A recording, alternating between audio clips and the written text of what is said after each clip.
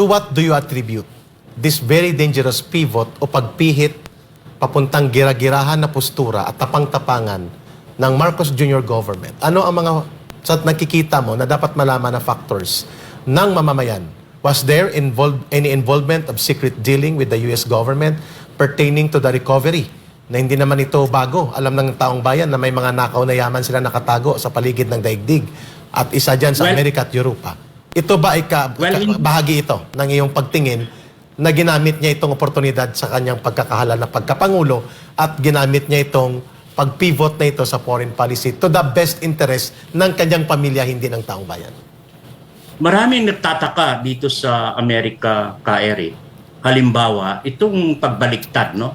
O yung posisyon, no? Kasi kung maalala natin, kahit na nung unang bisita niya rito sa Amerika ay matibay at maliwanag yung kanyang pronouncement that we are friends to all and enemies to none, no? Pero nung pabalik-balik na siya ay makikita natin yung unti-unting pagbabago. Ngayon, ayokong maghaka-haka kung ano man yung secret dealings na yan, pero merong malinaw na pressure. Yeah. May malinaw na external pressure.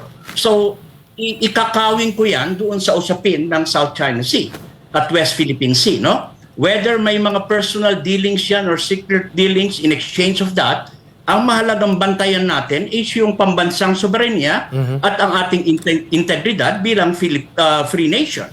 Dahil hindi po tayo pwedeng pumasok sa mga nag-uumpugang superpowers na kung saan ay tayo ay pwedeng itulak kahit na sa panandalian lamang at magamit, no?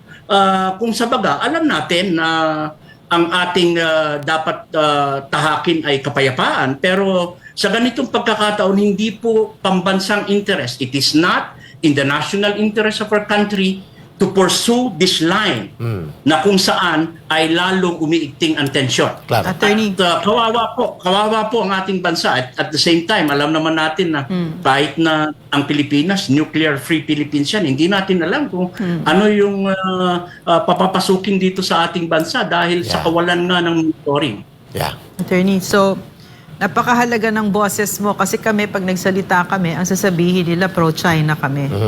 'Di ba? Na hindi naman totoo. Yes. So maganda na ikaw nagsasalita kasi nasa Amerika ka eh. 'Di ba? Pero you're talking this way and you said it very clearly. Yeah. Hindi natin dapat tahakin itong landas na ito. And I would like for you to be very clear, no? Bakit anong ibig sabihin nito sa ordinaryong mamamayan kapag itinahak natin itong landas na itong Pangulong ito, dyan tayo nilagay sa trajectory na yan? Yes. Attorney Valera. Well, ang napakahalaga dito, alam mo ko, disipulo ako ng kapayapaan. At lagi ko yan dinadalangin na kahit na ang bansang Pilipinas, ang lahat ng ating mamamayan, alam natin na minsan excited at bumubulusok yung ating emosyon tungkol dito sa tension sa South China Sea. Pero tayo mismo ang may hirapan. Imbis na mag-focus tayo sa food security, mag-focus tayo sa mga problemang internal, mag-focus tayo sa mga tinatawag nating trabaho ng mamamayan at infrastructure natin, ay lumalabas tayo na wala naman tayong kakayahan. So, malaki ang impact nito, Dr. Lorraine, sa ordinaryong mamamayan, lalong-lalo na sa usapin ng pagkain. Now, we are now talking of a inflation rate na kung saan ay lumalawak ang nagdaraho at halos ang basic needs ng mga mamamayan ay tayo.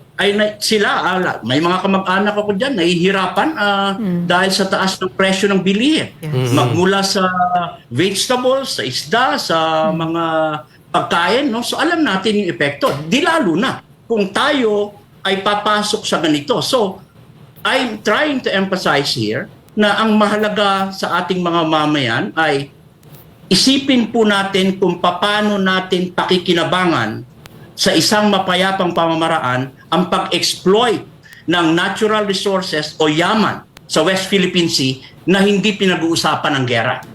At pwede pong gawin yan. Nagkaroon na po ng pangunahing batayan niya noong panahon ni Pangulong Duterte at tignan po natin ito bilang isang arrangement. Kasi 9 na dekada ito, Dr. Lorraine, na pinag-uusapan at pinag-aawayan, no?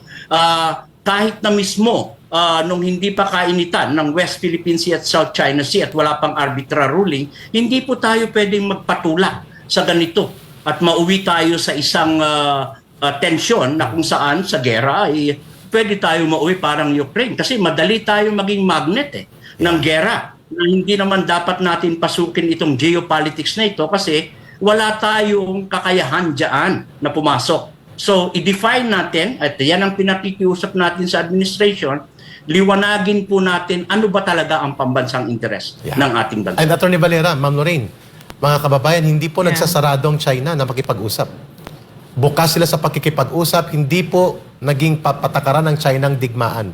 At sa kasaysayan ng ating mga paligid na bansa, hindi po nananakop ang China o nang bubomba o nagninegosyo ng mga armas nuklear o mga armas kagamitan para mabuhay ang kanyang ekonomiya. At siya po ay nakikipagkaibigan. Ang girian na ito ay hindi dapat nagaganap. Subalit ito ay nagaganap dahil biglang ipinihit papunta dito ni Marcos Jr.